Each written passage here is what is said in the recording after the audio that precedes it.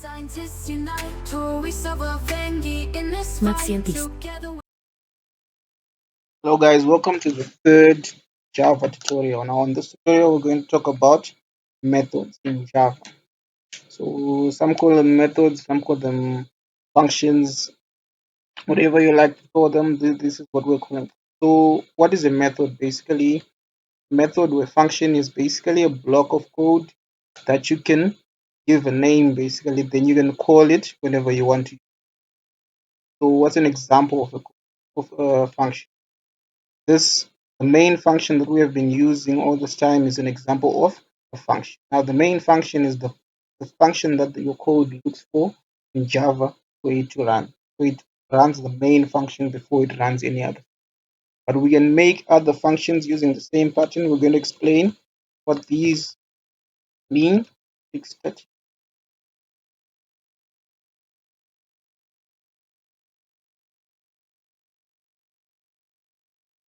We can make new function called printer. So I want to say whenever I call this function, it prints out a certain saying I have been called. We have to implement that. So if I want to use this function, I'll just reference it by name in the main function. So I can just write printer, then I terminate.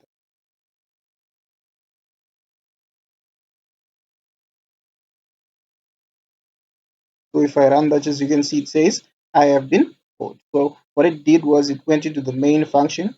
It saw that this is calling to printer here. Then it went into the printer function, then did what all the things that are in printer. Then it went back to main. So this might seem like it's not very useful because what it's just going to do is going to print in, it's going to print out I have been called, but who would want to do that a million times? So what we can do is we can put in what are called input. So when you're putting it in an input, you basically give it a data type, then you give it a name. For example, let's just give it the name in inputted. Okay.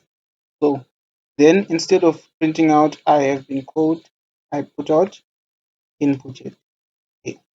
So now when the thing that changes here is when I'm calling the function, I have to put in a value inside these brackets.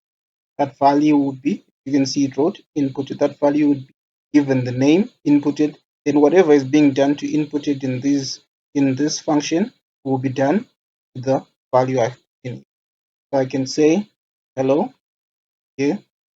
You see that the changes and says hello this time. It doesn't say inputted anymore.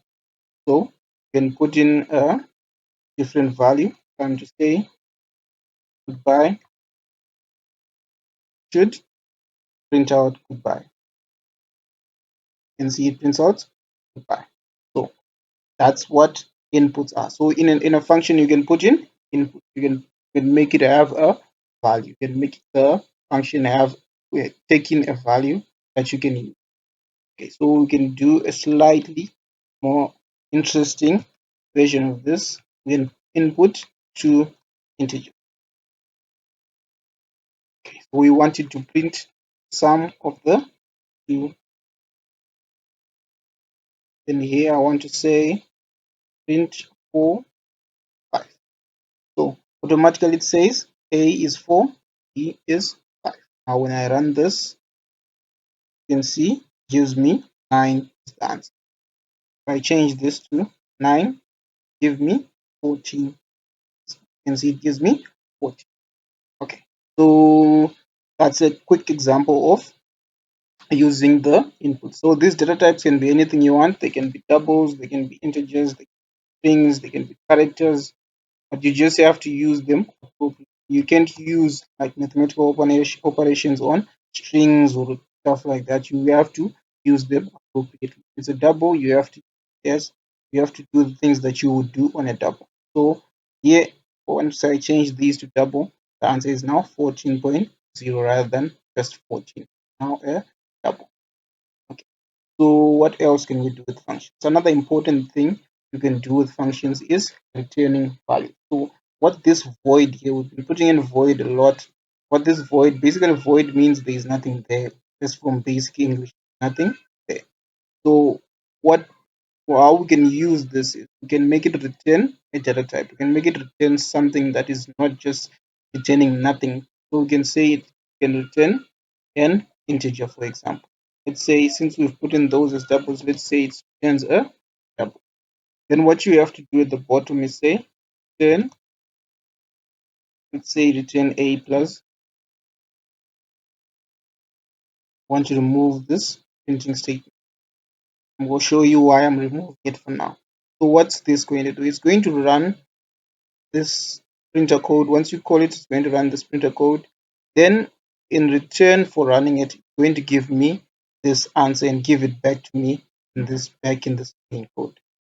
So how do we take advantage of it? Say if we are to put in a different variable here, let's say double answer, and we equate it to printer a b.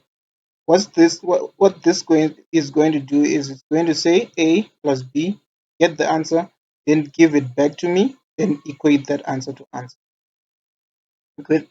the variable answer. Okay. So let's see that in action. If we say system dot out dot print line, then put in answer, we should get the same answer we got the last time, which is 14. Okay, I didn't terminate that. Print 14.0. So what it did is it said it went into the main function, then created a variable answer, then equated that variable to the answer that it gets when it goes into this printer function. So it goes into the printer function, it says 9 plus 5, it gets 14, then it checks that 14 equates it answer, then prints that answer. So that is the basic way to deal with these functions. Okay, so wow, how would you use it? Why would you need this? When you're writing a lot of code, it's sometimes some actions may become redundant. You might want to repeat certain task all over again. It wouldn't make sense to write code every time. For example, you want two numbers to add together, then you keep doing the same thing. Adding is actually a simple example of this, but maybe you'd want a very complex task to be done, maybe displaying an image, something complex you want to be done. You can't have it. You can't have a situation where you have to write code to do it every single time. You can just write the code once, then call it every time you want it to run. For example, I could just say this could be the directory of an image. I'm just changing the directory each time, but it's just going to do the same thing. It's going to display the image. So those are functions in Java, and thus a simple way of utilizing them. Advice to do this for yourself, do this, see some changes, make some changes to here. We're going to talk about a bit more complex stuff like what these values mean, like public and the static. Yeah. Okay. Thank you for watching. See you next.